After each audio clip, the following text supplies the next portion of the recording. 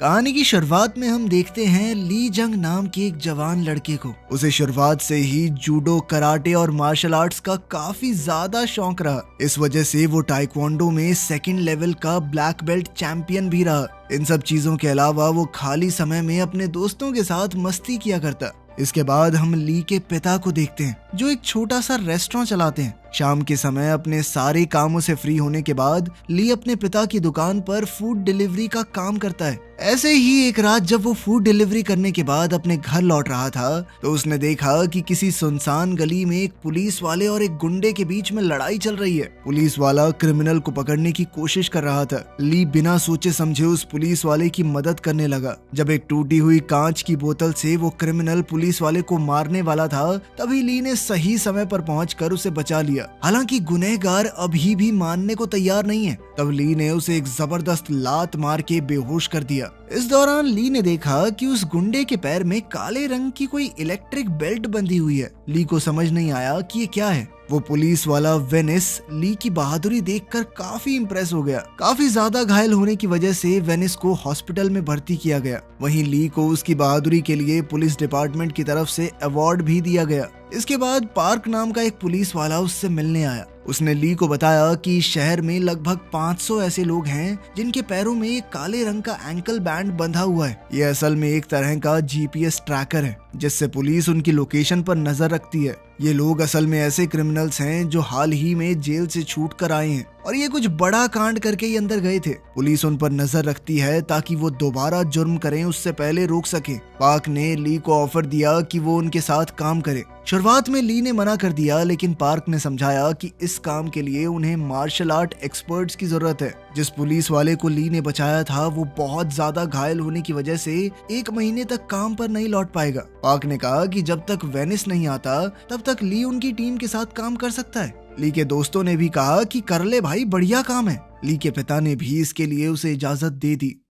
अगले ही दिन ली ने पुलिस फोर्स को ज्वाइन कर लिया, लेकिन ये डिपार्टमेंट पुलिस डिपार्टमेंट से थोड़ा अलग है। यहाँ के लोगों को ना तो पुलिस वाली यूनिफॉर्म पहननी होती है और ना ही इन्हें किसी क्रिमिनल से पूछताछ करने के लिए किसी वारंट की जरूरत है। उनका काम है क्रिमिनल्स की लोकेशन पर नजर रखना और जब भी उनके एंकल बेल्ट की बैटरी 30% से कम हो जाए उन्हें फोन करके रिचार्ज करवाना। मान लो उस क्रिमिनल ने कॉल नहीं उठाया या कॉल उठाने के बाद भी चालाकी दिखाई तो इन लोगों का काम है वहां जाकर उससे पूछताछ करना और जरूरत पड़ने पर उसे गिरफ्तार कर लेना। यहाँ शुरू के कुछ घंटे तो ली के लिए काफी बोरिंग थे और उसे ऐसा लगने लगा कि इस काम को ज्यादा दिन तो नहीं कर पाऊंगा मैं। लेकिन फिर उसे दिखाई दिया कि एक क्रिमिनल के एंकल बैंड की बैटरी 30% से कम हो गई है। फिर जब ली ने उसे कॉल किया तो उसने बिना बात सुने फोन काट दिया। इन लोगों ने जब उस क्रिमिनल का रिकॉर्ड चेक किया तो पता चला कि उसे रेप के चक्कर में अंदर डाला गया था। इसीलिए पार्क ली को अपने साथ लेकर तुरंत उस लोकेशन पर पहुंचा। ली ने नोटिस किया कि उसके घर की एक खिड़की में लोहे की बार नहीं लगी हुई, तो उसने पार्क से कहा कि इस आदमी ने खिड़की से कूदकर भागने का पूरा प्लान बना रखा है पहले ही। इसलिए पार्क उसे पकड़ने के लिए मेन दरवाजे से आया,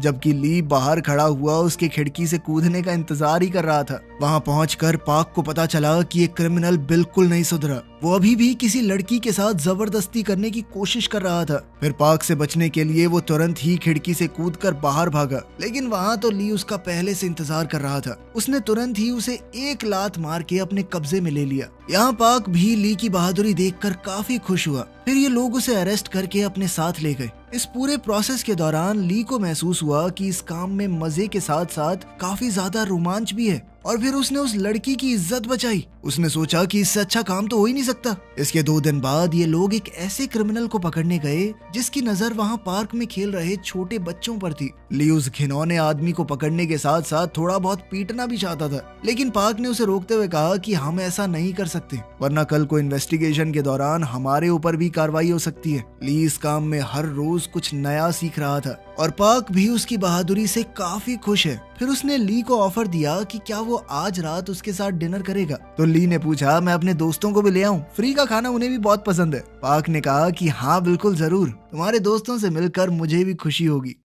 फिर उस रात ली अपने तीनों दोस्तों को लेकर पार्क की बताई हुई जगह पर पहुंच गया। सब लोगों ने एक साथ खाया पिया, काफी एंजॉय किया और अब पार्क भी ली के दोस्तों के साथ काफी अच्छे से घुल मिल गया था। वो उन लोगों के सामने ली की तारीफ करते हुए बता रहा था कि कैसे उसके आने के बाद उन लोगों का काम पहले से आसान हो गया है। इसके बाद जब ये लोग पार्टी खत्म करके अपने अपने घर जाने वाले थे, तभी पार्क के साथ काम करने वाले एक ऑफिसर ने उसे कॉल करके बताया कि एक क्रिमिनल है जो मर्डर के केस में अंदर गया था और 15 सालों की सजा काटने के बाद वो 1 महीने के लिए जेल से बाहर आया है। उस आदमी ने अपना एंकल बैंड काट के फेंक दिया है, जिस वजह से हम उसकी लोकेशन को ट्रैक नहीं कर पा रहे। उन लोगों को पता चला कि अभी कुछ देर पहले उस आदमी की लास्ट लोकेशन वहीं आसपास की है। तो ली ने फैसला किया कि वो अपने दोस्तों की मदद से उस आदमी को पकड़ने के लिए जाएगा। ली के एक दोस्त के पास एक ड्रोन था, तो ड्रोन की मदद से उन लोगों ने उस आदमी को जल्दी ढूंढ लिया। उसे पकड़ने के लिए ली अकेला ही वहां पर गया, क्योंकि पार्क इतनी भाग दौड़ नहीं कर सकता। वहां पहुंचते ही उस आदमी ने ली पर चाकू से हमला कर दिया, लेकिन ली ने बचते हुए एक लात मारकर उसे गिरा दिया।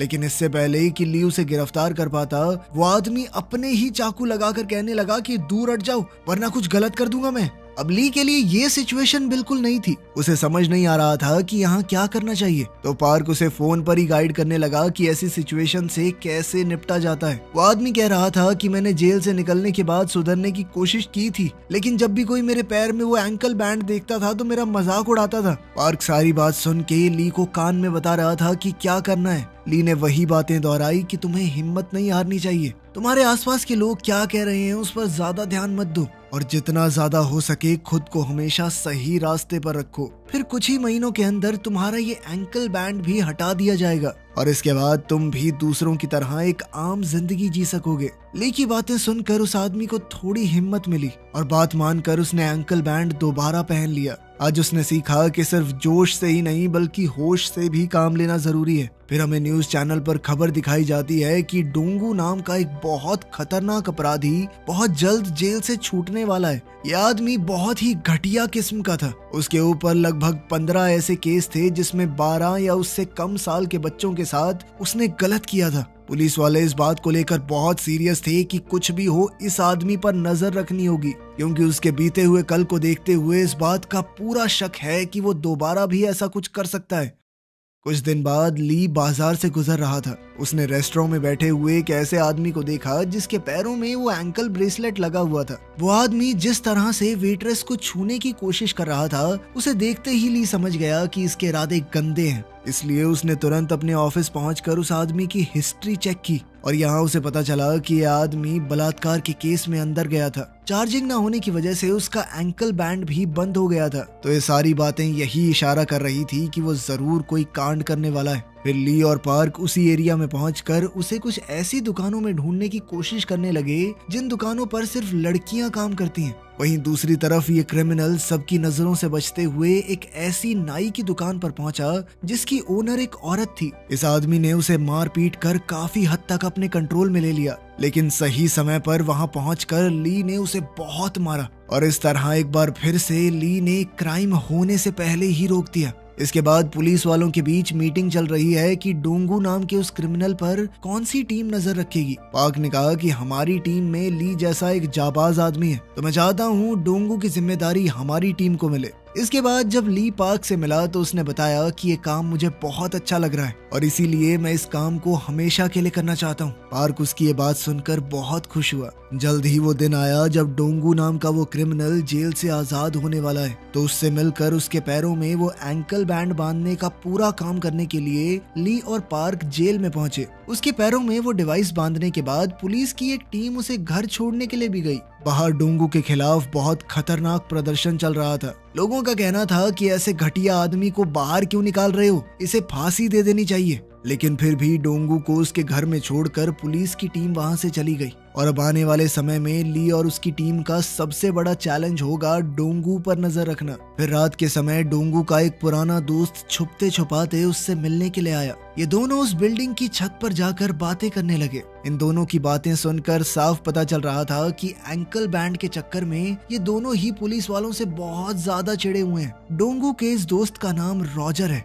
और कुछ साल पहले तक ये दोनों एक ही जेल में बंद हुआ करते थे। फिर उसने डोंगू से पूछा कि उस लेटर में मैंने तुम्हें जो ऑफर दिया था, क्या तुमने उस बारे में सोचा? डोंगू ने कहा कि वो काम मैं करना तो चाहता हूँ, लेकिन इस एंकल बैंड के चक्कर में थोड़ा डर रहा हूँ। लेकिन फिर रॉजर ने कहा कि तुम पुलिस वालों से मत डरो, वो सब हम संभाल लेंगे। इसके 2 दिन बाद ली ने देखा कि डोंगू अपने घर से निकलकर किसी पॉश एरिया की तरफ जा रहा है। जिस बिल्डिंग के अंदर डोंगू घुसा उस बिल्डिंग के अंदर छोटे बच्चों की एक कोचिंग क्लास भी चलती है। इस वजह से ली भी उसका पीछा करते हुए तुरंत उस जगह पर पहुंच गया। डोंगू वहां बेसमेंट में पहुंचकर अपने दोस्त रॉजर और उसके लोगों से मिला और अब पता चला कि वो दोनों किस काम की प्लानिंग कर रहे थे। असल में ये दोनों घिनौने लोग छोटे बच्चों की गलत वीडियोस बनाकर उन्हें डार्क वेब पर डालने का काम करते हैं और इस काम में ये लोग डोंगू को भी अपने साथ मिलाना चाहते हैं। यहाँ पर हर एक वीडियो के लिए डोंगू को काफी मोटी रकम मिलने वाली है और इस तरह का काम करने में उसे वैसे भी मजा ही आता है, शर्म नहीं। उसने तुरंत ही उनका ऑफर मान लिया। ली भी उसका पीछा करते हुए यहाँ तक पहुँच चुका था, लेकिन ये लोग जिस गाड़ी के अंदर बैठे हैं उसके शीशे काले हैं, तो बाहर से ली को अंदर का कुछ नहीं दिख रहा, जिस वजह से उसने बस गाड़ी का नंबर नोट किया और वहाँ से चला गया। फिर उसने पार्क को फोन करके बताया कि डोंगू उसे नहीं मिला, तो फिर पार्क ने डोंगू को कॉल करके उससे पूछा कि बताओ इस वक्त तुम कहाँ पर हो। डोंगू ने कहा कि मैं तो कुछ नहीं, यहाँ पे थोड़े नूडल्स खाने के लिए आया था। और इतने में ली उसे ढूंढ पाता उससे पहले ही डोंगू एक थाई रेस्टोरेंट में जाकर बैठ गया। डोंगू ये पहले से जानता था कि उस पर नजर रखी जा रही है, इसलिए इस बार वो पुलिस वालों को चकमा देने में कामयाब रहा। अगले सीन में हम ली और पार्क को उनके ऑफिस में बैठा देखते हैं। ली ने कहा कि डोंगू के घर के आसपास भी कुछ थाई रेस्टोरेंट्स हैं, आखिर में नूडल खाने के लिए वो इतनी दूर क्यों गया। मतलब साफ था कि उस बिल्डिंग के अंदर जाने के पीछे कोई तो वजह रही होगी। इसके बाद वो घायल पुलिस वाला जिसकी शुरुआत में ली ने जान बचाई थी, अब हॉस्पिटल से डिस्चार्ज होकर वापस आ गया। उसने ली को अपनी जान बचाने के लिए शुक्रिया कहा और साथ ही उसे तोहफे के तौर पर ग्लव्स दिए। वेनिस के ठीक होकर लौटने के बाद इनकी टीम अब और ज्यादा मजबूत हो गई। अगले दिन एक 10-11 साल की छोटी बच्ची को खेलते समय किसी ने किडनैप कर लिया और वहीं दूसरी तरफ डोंगू के दोस्त रॉजर ने उसे वो जगह दिखाई जहां पर वो लोग वीडियो शूट करने वाले हैं। उन पर पुलिस वालों ने अपनी नजरें गड़ाई हुई थी। ऐसे ही एक रात जब डोंगू अपने घर से निकलकर कहीं जा रहा था तो ली भी चुपके से उसका पीछा करने लगा। वहीं दूसरी तरफ पुलिस वालों को एक ऐसे क्रिमिनल के बारे में पता चला जिसने कुछ घंटे पहले अपनी लोकेशन बदली है और उसके एंकल बैंड की बैटरी भी 30% से कम है। वेनिस ने उससे पूछताछ करने के लिए कॉल की, लेकिन उस आदमी ने उसकी किसी भी बात का सीधा जवाब नहीं दिया और कुछ आलतू फालतू बातें बोल के फोन भी काट दिया। तो अब उस आदमी का पीछा करते हुए पार्क और वेनिस उसकी लोकेशन पर पहुंचे, लेकिन ये सब इन गैंगस्टर्स का बिछाया हुआ एक जाल था। वो क्रिमिनल अपने साथ बहुत सारे गुंडों को लेकर आया था और फिर इन लोगों के बीच में जबरदस्त लड़ाई छिड़ गई। वहीं दूसरी तरफ हम देखते हैं कि डोंगू ने भी ली को फंसाने के लिए एक जबरदस्त जाल बिछाया था और डोंगू का पीछा करते हुए ली उस जाल में फंस भी गया। रॉजर के बहुत सारे गुंडे वहां ली को खत्म करने के लिए पहले से मौजूद थे, जिसके बाद डोंगू फटाफट वहां से निकल गया। वैसे तो ये गुंडे बहुत ज्यादा थे, लेकिन ली का लड़ने का तजुर्बा भी कुछ कम नहीं था। वो सब मिलकर भी ली का कुछ खास बिगाड़ नहीं पाए। ली ने उन सभी गुंडों की बड़ी जबरदस्त तरीके से धुनाई की। वहीं दूसरी तरफ पार्क और वेनिस बहुत बुरा फंस चुके थे। वो दोनों गुंडों का मुकाबला बहुत बहादुरी से कर रहे थे, लेकिन आखिरकार गुंडे उनके ऊपर भारी पड़ने लगे। फिर भी ज्यादातर गुंडों को उन्होंने ठिकाने लगा दिया, लेकिन इस पूरी लड़ाई में ये दोनों भी बुरी तरह जख्मी हो गए। वहीं दूसरी तरफ सारे गुंडों को बढ़िया पीटने के बाद ली डोंगू का पीछा करते हुए उस जगह पर पहुंच गया जहां ये लोग वीडियो शूट करने वाले थे। फिर जैसे ही वो बेसमेंट एरिया में पहुंचा तो वहां उसे किसी बच्ची के चीखने चिल्लाने की आवाजें आई। ली समझ गया कि डोंगू नाम का वो घिनौना आदमी यहीं पर आया होगा। उसके काफी कोशिश करने के बाद भी दरवाजा नहीं खुला, तो फिर उसने बाहर जाकर खिड़की तोड़ी और अंदर गया। डोंगू के साथ ही उसका दोस्त रॉजर भी वहां मौजूद था। अब ली वहां पहुंचकर दोनों को ही बुरी तरह पीटने लगा, लेकिन पुलिस वाला होने की वजह से ली के ऊपर पाबंदी है, वो उन दोनों को जान से नहीं मार सकता। इस बात का फायदा उठाकर गुंडों ने ली पर चाकू से हमला कर दिया।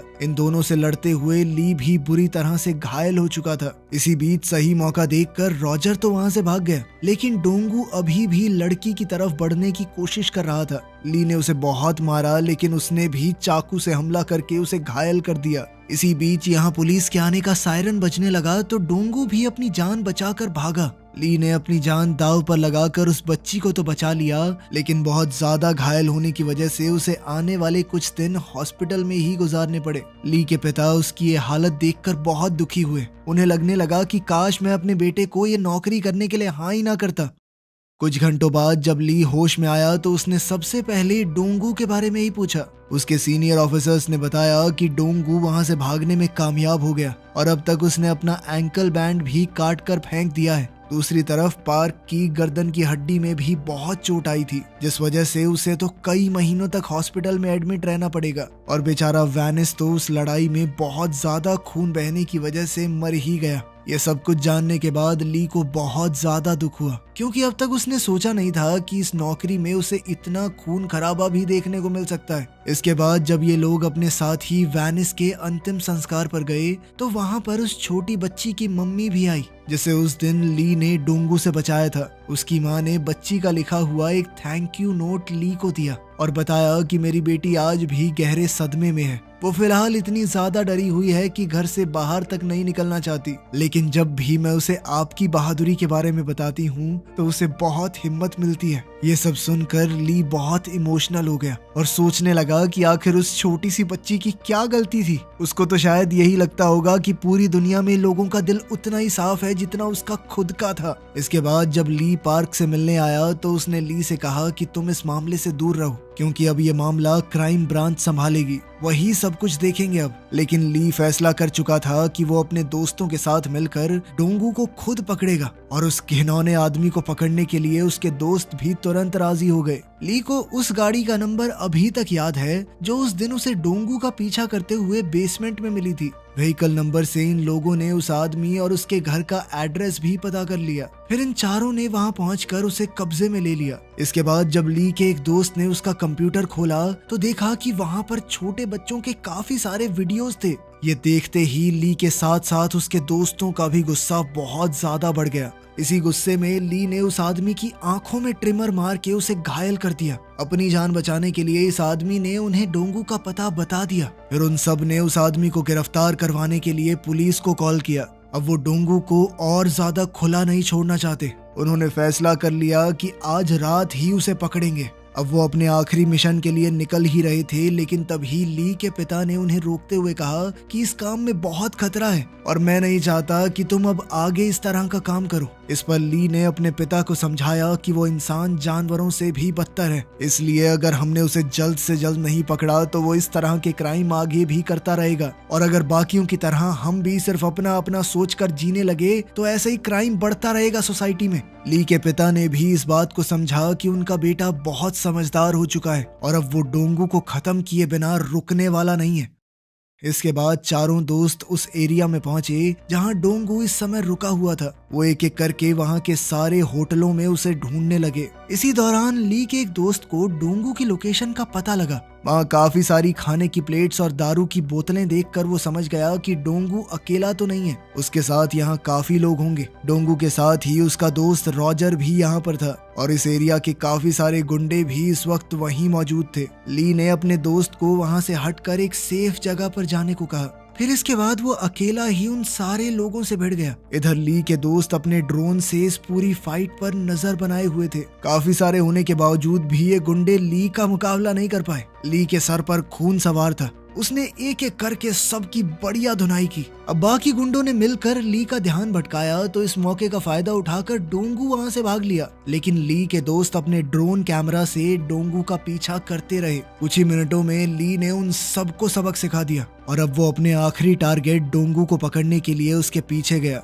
ली इस वक्त अपने दोस्तों के साथ कॉल पर कनेक्टेड था और वो कैमरा में देखकर डोंगू की लोकेशन उसे बिल्कुल सही बता रहे थे। फिर एक जगह पहुंचकर ली ने उसे पकड़ ही लिया और इसके बाद दोनों के बीच में जबरदस्त लड़ाई शुरू हो गई। ली का मुकाबला करते हुए ये साफ हो गया कि डोंगू भी कोई कच्चा खिलाड़ी नहीं है। ली को भी इस लड़ाई में बहुत मार पड़ी। फिर एक समय ऐसा आया जब डोंगू ने ली को लगभग हरा ही दिया था, लेकिन ली के दोस्तों ने ड्रोन की मदद से डोंगू को घायल कर दिया और वहीं ली को उस छोटी बच्ची के बारे में याद करके बहुत ज्यादा गुस्सा आ गया। वो इस बार उठा तो उसने डोंगू को बहुत बुरी तरह मार मार के बेहोश कर दिया। डोंगू के अंदर अब बिल्कुल भी लड़ने या भागने की हिम्मत नहीं थी। फिर ली उसे हथकड़ियां पहनाकर अपने साथ ले गया आखिर में ली को उसकी बहादुरी के लिए सम्मानित किया गया और उसे बधाई देने के लिए वो बच्ची भी घर से निकल कर आई। अब बच्ची काफी हद तक उस सदमे से बाहर आ चुकी है और उसका चेहरा फिर से खुशी से भर गया था। ली समझ गया कि उसे दुनिया में सिर्फ यही काम करना है, कोई और चीज उसे ये खुशी नहीं दे सकती। वीडियो पसंद आई तो लाइक कर देना, चैनल को सब्सक्राइब कर लेना। मिलते हैं अगली वीडियो में।